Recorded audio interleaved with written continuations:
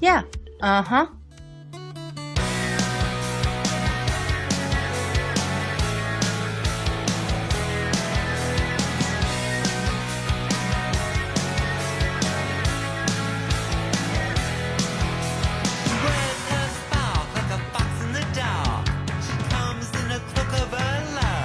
Your hair blue because I've thought about doing that, but he doesn't want to let me. I say do it 100%. I love it. What is Kerrang? Just a sound that like sort of felt evocative to me. Where do you like to get your hair blue? Because I've thought about doing that, but he doesn't want to let me. No. He doesn't like you? That's No. I don't have an iron fist about that. I'm just giving my input. That's all. I got an opinion on things. Like it. I say do it 100%. I love it. It's like it's my spirit color. I can't imagine myself without blue hair at this point. I will say it does take blue. It is like my color, but it's unfortunate in a minor sense because it is the color that takes the most work to maintain. I'm probably slightly more obsessive about it than most people. That's what I think. I'm much more obsessive about it than most people. I need it to be like a perfect blue at all times. I never want any shades of green or anything. It's nice to silver, that's cool. But what I do, it's like at least once, well, maybe not once a week, but like probably at least like 2 or 3 times a month. Before I have the shower, I'll like touch it up, and then when I get in the shower, I'll mix in some slightly darker dye with my conditioner and just condition my hair normally like that, and that sort of has a sort of a color depositing effect, which helps maintain. So that's what I do. It's been like a learning process, but that's my current way of doing things. Well, it's perfect for this time of year, right? I mean, it's the right color for winter. Now, are There you go. you dark hair or light hair? I have naturally brown hair, which is not extremely dark, but it doesn't. My hair in particular does not lift well, so that makes the bleaching process a huge ordeal. And that's the worst part of it for me. I don't. That's the thing I'm worried about. Mostly coloring by myself, Huh? but I do most of the actual coloring and like retouching by myself now. But I go to a salon for the bleaching because I know I would burn my hair off if I tried to do it by myself. Yeah. I was worried about that because the hairstylist that I normally go to, she was like, yeah, if we go to bleaching, you're gonna lose some hair. Where's your wig at? In the front room somewhere. I think ultimately, let's see your hair. Your hair doesn't look. Yeah, it's dark, but like I mean, I people with darker hair than mine have less trouble with bleaching. It's Really? not just the color. I think you should. I mean, people like. I mean, I've seen like you look at like Japanese people, African people with like very dark hair, and I've seen them get like shades of like gray and silver that I could never get because it would require like double or triple bleaching, and my hair would disintegrate under that amount. So it is a personal thing. Ultimately, you just need to find. See, I don't like go to standard salons that much. I go to like people who specialize in color. Okay. And if you find someone who like is an expert on that stuff, they should be able to do what's right for your hair. And it might mean that it'll take longer, or you might not be able to get like a pure white bleach, but you should be able to get enough to get a solid blue like mine. I don't see any. I don't know if you can see it, but I am letting my gray go in. See that I love that because I think I don't know when it's gonna happen for me. I mean, my father like had fairly dark hair, well into his 60s. So, but I would love to go gray because then I would need to bleach less, and that's the part I hate. Right. So yeah, that'd be if you get the gray going, then just like color over that, you'll be fine. I'm 56 and I got my hair from my dad's side, and he was literally like salt and pepper at 80. I mean, and a lot of pepper was still in that salt. Distinguished. So I'm not going to go gray like all the way. Like his grandfather was full gray by like maybe 60, 50, 60s. Right. And I mean, it wasn't gray. It was color. white. It was absolutely white. Yeah. So, and I see a lot of white in his hair that I think he's probably going to follow his grandfather on his maternal side. Well, if you want But- blue hair, go ahead. I never No told you idea. you can't do blue hair. I have no idea, like, as James, did you do the eyebrows too? It looks like. favor. I do, yeah, I do. Yeah. My aunt just turned 75 and she's still dyeing her hair. So, you know. I mean, we can get and I'm 56. we can get a catalog from Okay. the hardware store and pick a swatch out or something if you want to. Or we could go to a wig place Pantone and number. buy some wigs before I decide. Right. It's like a slightly darker blue than yours. Not that that blue would look bad on me, because I do look good in that blue range, like teal and royal blue, kind of lighter blues, because I do have the blue eyes to go with the dark hair. So, Well, also, if you go for the dark blue, you don't have to bleach. So that's the benefit. You could just try that out. well, no, because I tried the Kool-Aid thing with the grape Kool-Aid. Wow. And you couldn't see anything unless I went out like full sun on a warm day. You What couldn't. is the Kool-Aid thing with the Yeah, grape now you Kool-Aid? got me curious. You use grape Kool-Aid as a form of dye. Well, I think you might need to else- try some better dye. Yeah. Right, That might right. be part of it. Oh yeah. Kool-Aid is not meant for that. Well, But, and I like- did buy a I don't know blue what it's meant dye, for. and it just didn't show. I blue think in you my did the hair. Kool-Aid just to see what it would look like, right? Yeah. Then you can wash it And out. nothing That's the point. It's like a temporary tattoo. Or something. I see. No, it's Probably a permanent probably color. smelled interesting. Yeah. Anyway, Mhm. You didn't even James notice. is Probably here. smelled better than This hair way. dye, actually. Philip didn't notice. Now, James, the question Philip's thinking about answering is, what kind of time commitment do you have for today? I was assuming it was gonna be like a half hour or something, but Cool. what did you need from me?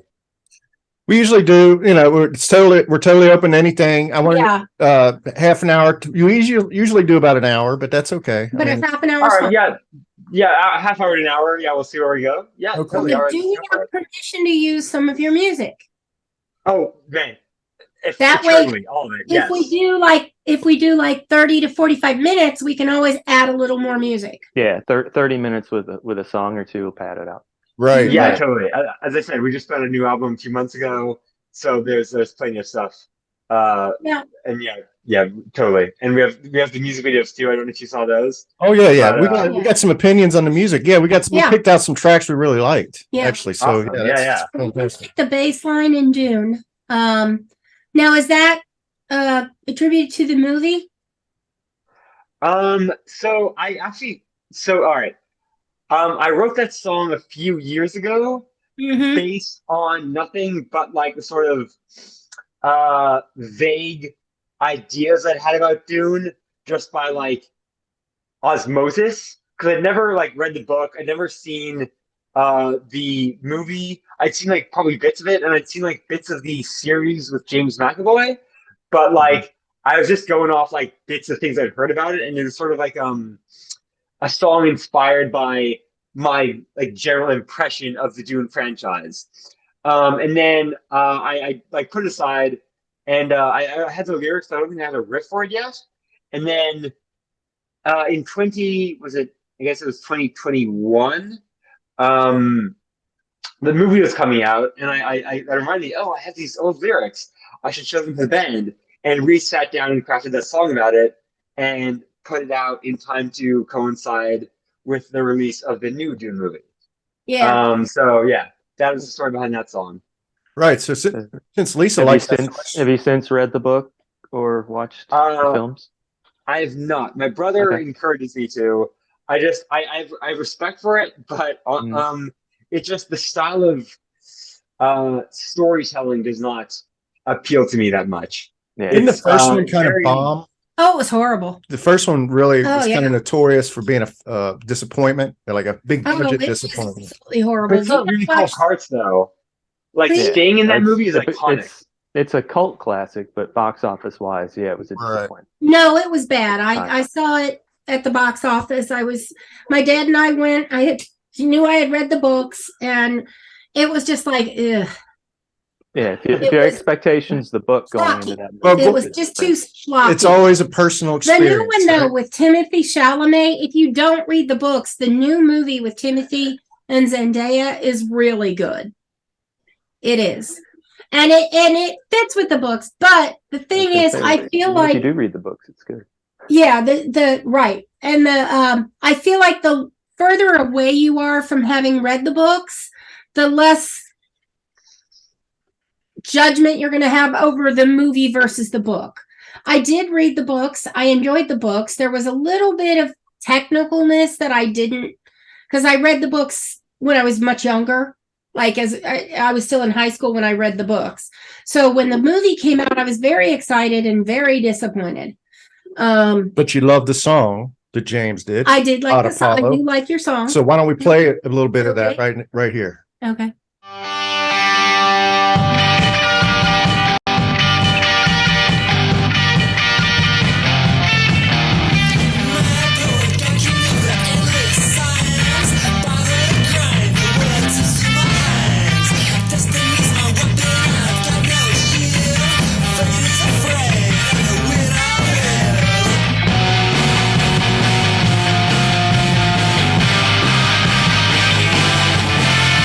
But that brings up a good point that Jaymes is actually an avid science fiction movie buff. If you read his blog, he's very passionate about science fiction. So does that infuse a lot of the lyrics of your songs, or is that come manifested in Hot Apollo's set list? Oh, big time. So, I mean, I write what's in my heart, and my heart is full of fantasy and romance. You know, those are two themes that are in like so much of my music and poetry, often like together and intertwined. Because honestly, the sort of base level of reality that other people impress upon the world doesn't really always make a lot of sense to me. Whereas fantasy and sort of like mythology always feel like more emotionally real and tangible to me. So that's when people say like, right, that's what I know. I know other worlds. I know like sort of other. I know magic. I know mysticism. So that's a lot of what infuses the way I interpret the world, in particular through my art. Yeah. Mm-hmm. Well, yeah, It's a lot of fun too. you can see that. Yeah, you can see that in the videos and the lyrics. Mm-hmm. I really, you don't want to put somebody in a box, but it's glam rock, right? I mean, I love it because it's actually rock and roll. You know what I'm saying? It's like guitar music. I mean, it's really hard driving music, like And you've got that music, and you're very glamorous as a front man, so it's easy to kind of throw that label at it. Right. If we were to, advertise it with a label. I know your generation and younger don't like labels. I mean, labels can be useful. They're just, I feel as though they're shorthand, right? They never perfectly encapsulate a subject, but they can be useful in sort of giving you a frame of reference to consider a subject. So I don't really have a problem with them. I just would not be bound like too thoroughly to them. That's how I would frame labels. Okay. And I'm going to ask one other question, and this is a question I ask a lot. I'm guessing you have gotten the label ADD. Or ADHD. Yeah. So that's have I. That's funny. So I've been diagnosed with a bunch of stuff over the course of my life. Two of the earliest and most long-lasting ones were autism and OCD. There's some anxiety in there too. I don't think I've ever been formally diagnosed with ADD or ADHD, but a lot of people have assumed that I have it. I definitely have the H, so that might be a sort of source of confusion. And I think a lot of the behaviors I manifest are also common in people with those disorders. So there are some like resonances, but to my knowledge, I've never had a formal diagnosis for either of those. It's still possible, but and it could be because the doctors I was seeing were more concerned with treating other elements of my psyche. And I do, there are people I know in my personal life with ADHD, and I get along very well with them. I think that's because we do have some of the same behaviors, but that doesn't necessarily mean I have it. So that's a bit of an open question that I haven't really delved too far into. Lisa was diagnosed through an MRI, was it? Well, no, I was actually I was told I had it at 12, and I was put on a new drug that was in testing for 3 years. It was called Silert, and it is actually the precursor to Ritalin. So, and it did help me. And one of the things is, do you ever take speed and it helps you sleep? It calms you down. No, but I think that was like a thing in the 60s. Please? Wasn't it? Yeah. Well, I think like 70s. Yeah, 60s and 70s. But Ritalin is actually a form of speed. And that's why, people who are on Ritalin legitimately can sell it to others who don't need it because it speeds them up. There's two sources of true medical information in this world. It's WebMD. Wikipedia. No. I mean, just everything else is just the opinion of some doctor somewhere. Yeah. Things that I know. When I was diagnosed with ADD at 12. Now, when I was 19, I had an MRI.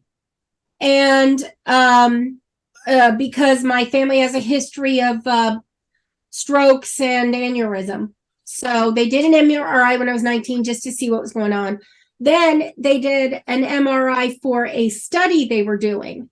And the technologist said, "Did you know you have ADD?" And I was like, "What?"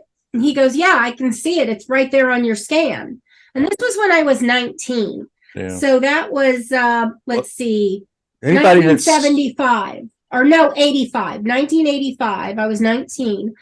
And the guy used the MRI and said I had ADD. And I was like, wow, really? You can tell that from an MRI? And apparently there's lots of things you can tell. You can see well, anybody that's interested, they can diagnose homosexual tendencies. Anybody that's interested in sensitive medical information about you just has to refer to this podcast. Yeah.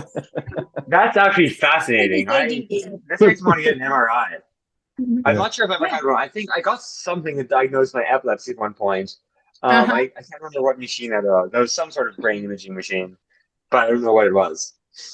That's really cool. Were you in a tube for like 40 minutes, or was it just things stuck to your head? I think I was in a tube.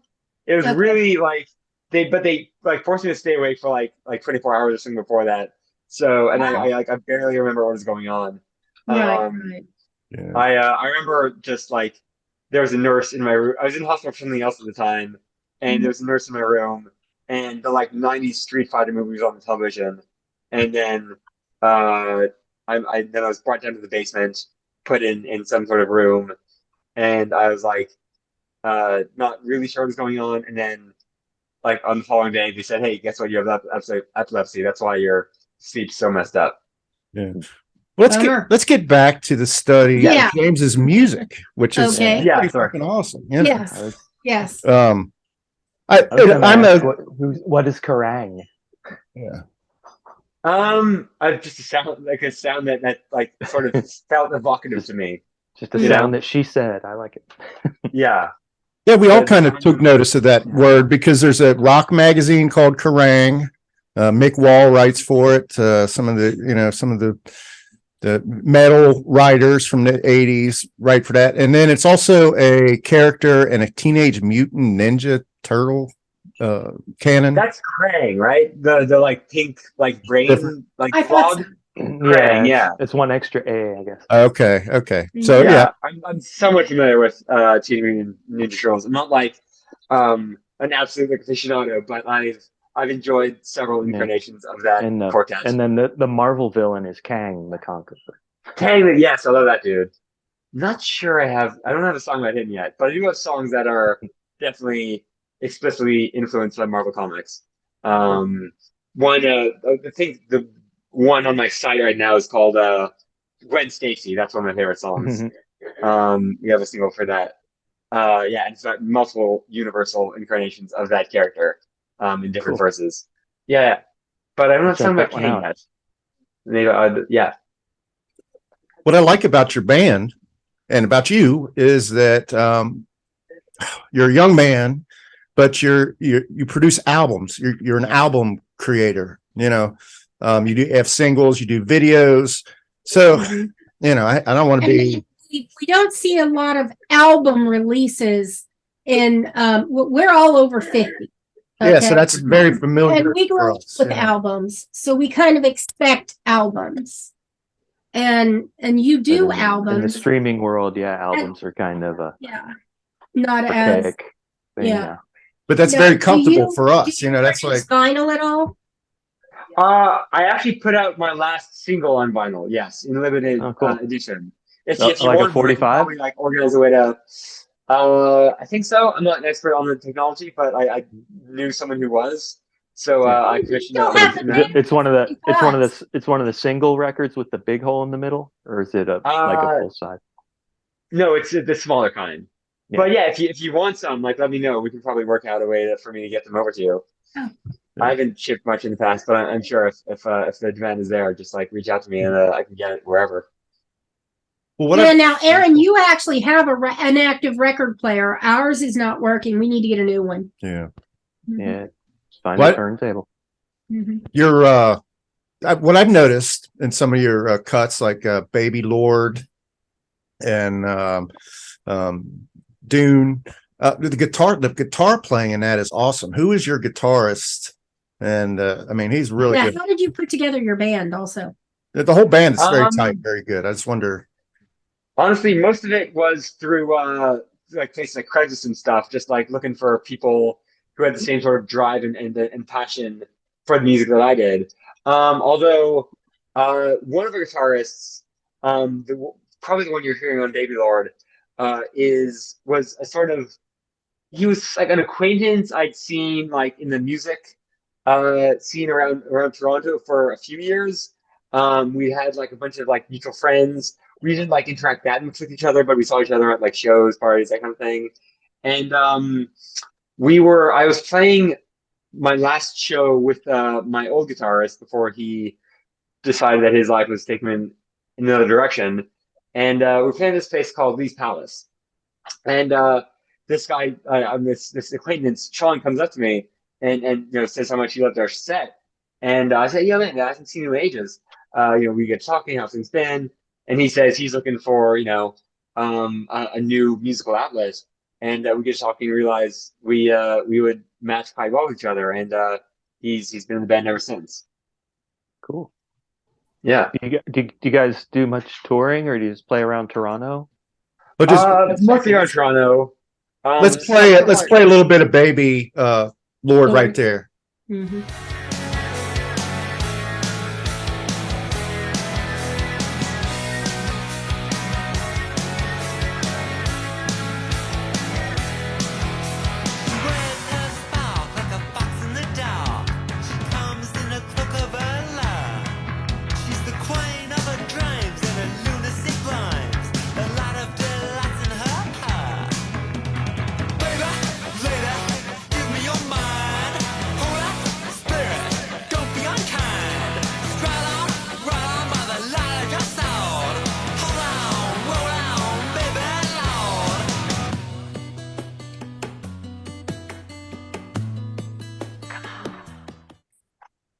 I'm sorry, Aaron. Go ahead and. Okay.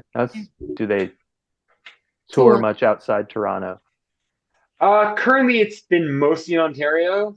A lot of our shows are in Toronto. But yeah, currently we're sticking to that sort of area. We played shows in like wider Ontario here and there. I think we have a show in like Peterborough in the spring, but that we're still working on the details on that. That's like some charity festival thing or something. But right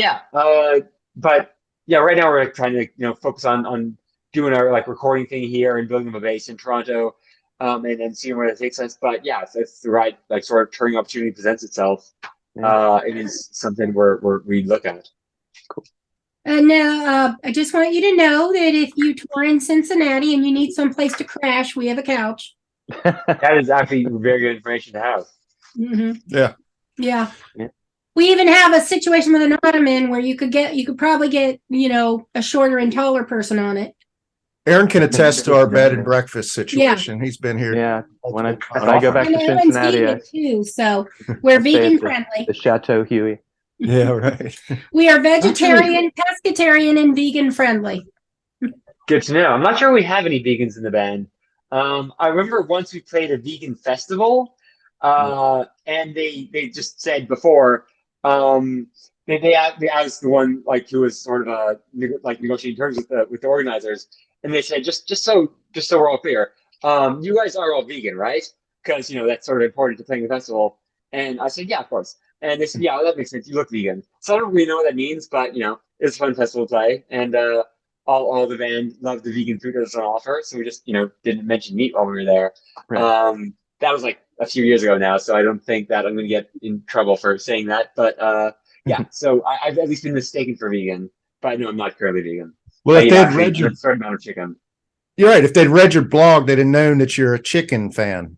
Because I read your blog and you were going on rhapsodic about how delicious chicken is. I think I wrote the post like afterwards because I wasn't always. For a long time actually, like I wasn't like deliberately vegan, but I didn't know how to cook. So a lot of what I ate was fruit since it didn't require preparation.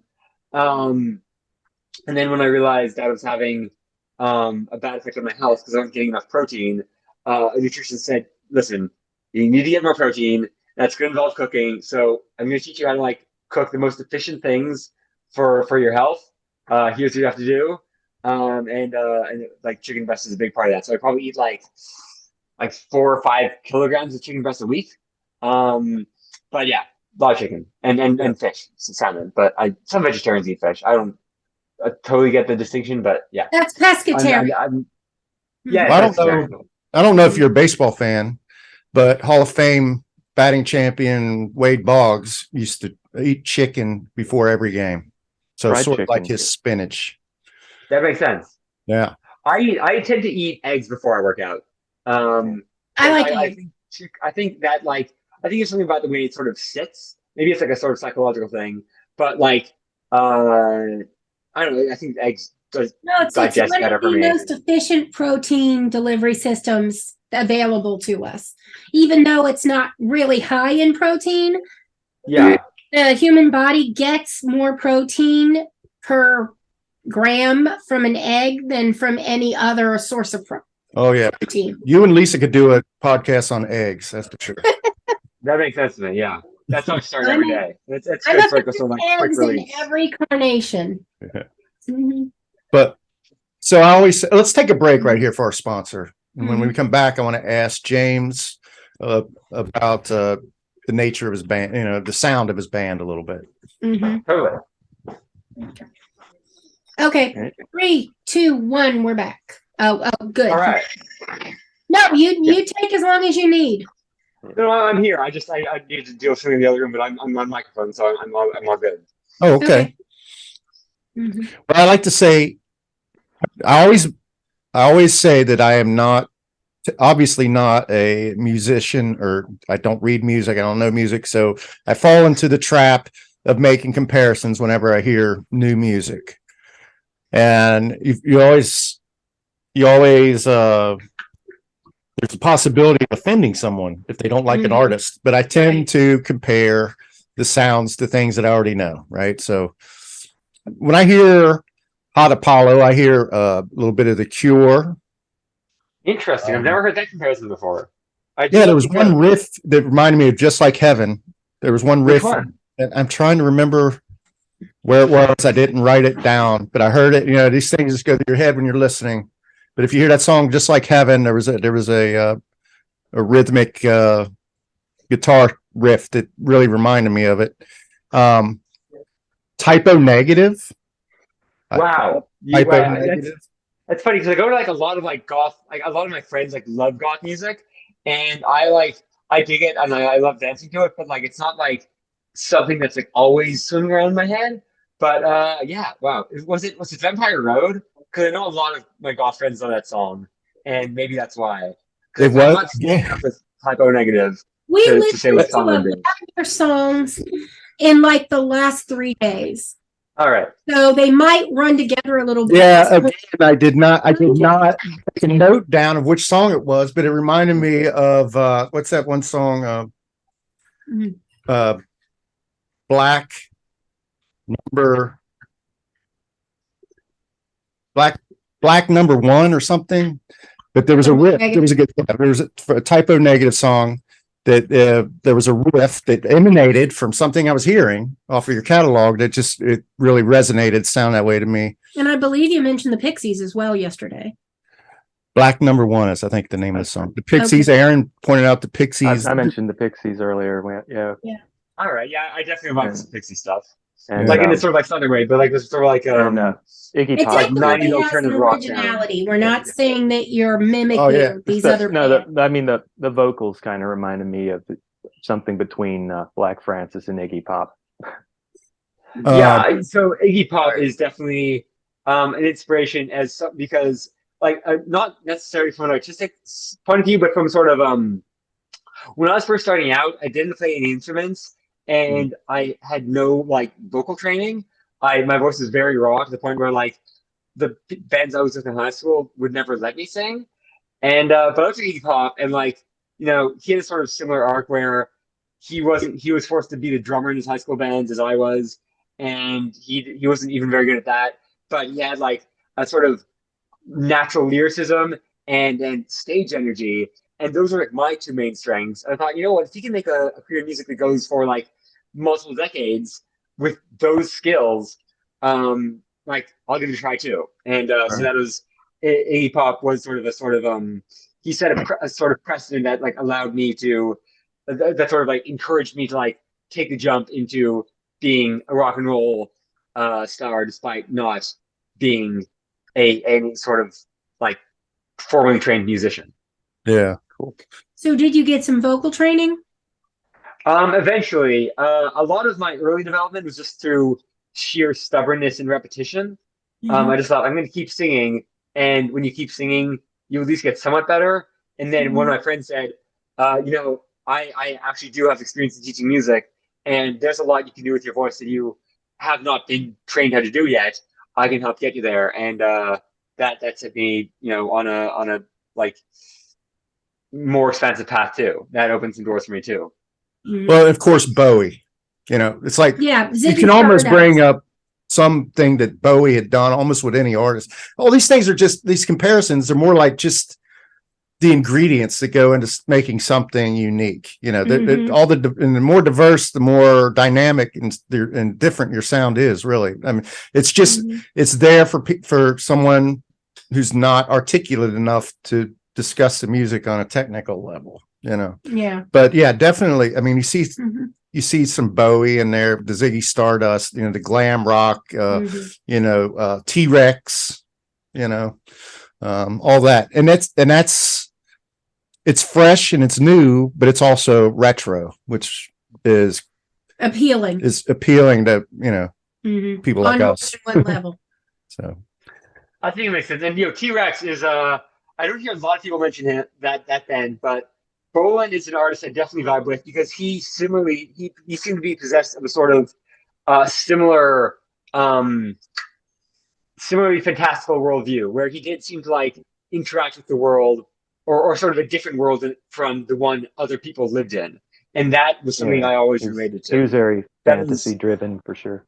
I tend to be most enamored of like artists and art that remind me of something in myself in some way. And that sort of way of viewing the world always like really hit a deep part of my soul. So like I'd say like alongside Iggy Pop, like T-Rex is one of the bands that like lives most deep in my soul. That comes across. Why don't we listen to a little Bare Arms? Oh yeah. A lot of that comes through in that song. Truthless and shameless, I'll never be nameless, shining like 1,000 new suns. It's my time and I rule it, I've got nothing bullets. if I barely have any guns. Bet arms is a bet on weather, babe, that's what I'm telling you true. Bet arms, let's bear together, gonna put my bare arms around you. Yeah. Okay. Okay. Now, I wanted to ask about your videos. Are you more of a ask forgiveness or ask permission person? And I feel like this is a leading question because I think I know what you're going to say. I often don't. Sometimes I forget that asking for either is warranted or necessary. I will say the one time we got into a bit of trouble was in a pickup shot for the Vampire Road video. We shot a few scenes of that in a graveyard in a sort of mausoleum near somewhat like near my neighborhood, and we were just finishing up, and I was like the camera guy was like on knees in my face, and like we were just like shooting the last like few lines of the song, and like, oh, this is the shot, this is like what we need, then we're done. As we're doing that, a security guard comes up and like starts to wave us away, and he starts like, you gotta be here, you gotta be doing that. But the camera guy, to his immense credit, actually I'm gonna shout his name out. His company is called Gothic Arcadia Music Group. His name is Damien Cripps. If you ever need like anything in the realm of music or video production, look them up. But to his credit, he stubbornly keeps filming until we've got the shot. Then we turn to the security guard and address him. And then the security guard notices my friend and producer Damien is wearing a Misfits t-shirt, and they start bonding over their shared love of Misfits. And this like security guard's like, Cool. probably at least like 50 or 60, and like he's still has that sort of. He was probably at like punk shows when he was a kid, so he remembers, and like so he softens up and says, "Yeah, all right, just you're done for today, so just to get out of here, and then I won't bother again, but just nice shirt, and like I dig music too. We talked for a bit. It was a cool time." Yeah. I noticed people working on Love, the video for Working on Love, you notice people walking around in the background that you get the sense that they don't know they're in this video, No, that was we do a lot of sort of guerrilla style shooting for right. videos. That's exactly what I love it. That came up in our Ed Hartman episode just recently. It's one of the things that Philip and I have discussed, because I'm asked forgiveness, he's asked permission. So, we've gotten a lot more yeses from just doing something and not even telling them. I mean, it's art. Like, I don't think art needs permission to exist, really. Thank you. I mean, mistakes can happen in art. I'll admit that. Like there are pieces of art that can unintentionally offend people, and in that situation, I can imagine a scenario in which forgiveness might be asked for. But I've never really been in that position, and I don't intend to be. So, but like just filming a music video, it's just making art. Like do what you're gonna do. Let things happen. We'll need a second couch for the whole band if they come to Cincinnati. Yeah, right. Well, we have recliners, so and sleeping bags. So. Yeah, but anyway, and we have a sleep number bed. One side's broken, but that's you can go Gaddafi style and on the lawn. Put a tent on the lawn or something, depending on what time of year it is. But anyway, okay. Yeah. But they're Canadian, so they can deal with it. There's always the garage too. Danny was sleeping in there. Why not? Well, Yeah, and at least some of my band are like complete like inveterate punks who would, who have a history of sleeping and existing in much worse conditions. So I'm sure at least they would be fine. I'm probably like the princess of the band, so I'll need to like probably make my own considerations, but that's on me. But yeah, I always put a welcome basket out, and Aaron's never even opened it. Quite frankly, he's been the only guest to stay at Hotel Huey. However, Aaron does leave gifts for us. He left us a perfectly good Big Lebowski sweater, complete with a pipe in one pocket with a little bit of stash. And some vegan food. Yeah. So But that was nice. Stuff that you don't want to fly back. Mhm. Love that. Jaymes, you've been really generous with your time. Maybe we should wind down here a little bit. But Mhm. so what's on the? Let me start with Oh, my question. Sure. Okay. Yeah. Is there anything that we haven't touched on that you would like to highlight? I would just like to say that if you're a fan of music of any kind, and especially if you have any sort of affinity for rock and its various permutations, look up my band. We're called Hot Apollo. We're available under that name wherever you find music or anything else on the internet. SoundCloud, Bandcamp, iTunes, Spotify, YouTube, wherever. Same for our social media handles. All of them are Hot Apollo. So yeah, if you search for us, you'll find us anywhere.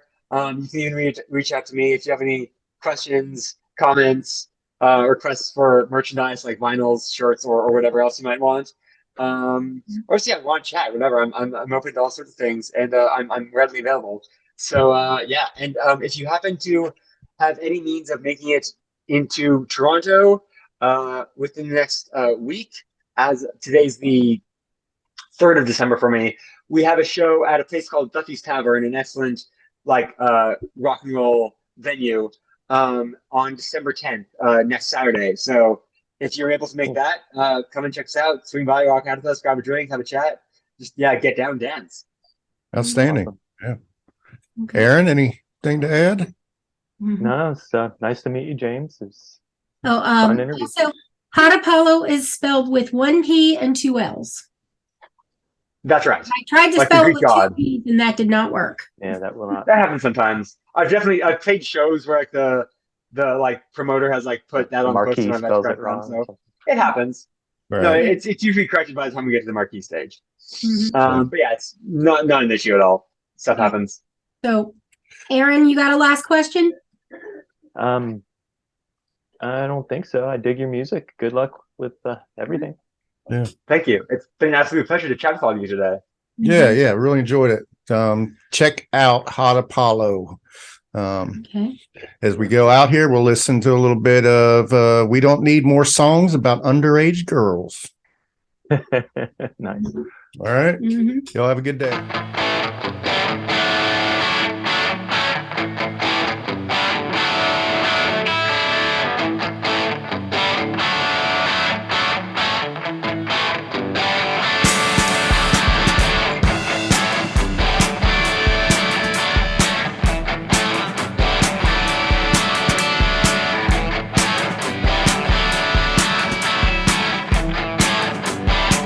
In the days of the blues, people wore suede shoes and played those ditties with finesse. The tunes didn't stop as the streets got hot. There was no time to second guess. But there was a less sound that needs a professed sound. Here I am playing no tricks. It's been done now in the van, and I say to you, man, you can shut up about baby chicks. We don't need more songs about underage girls. We don't need more songs about underage girls.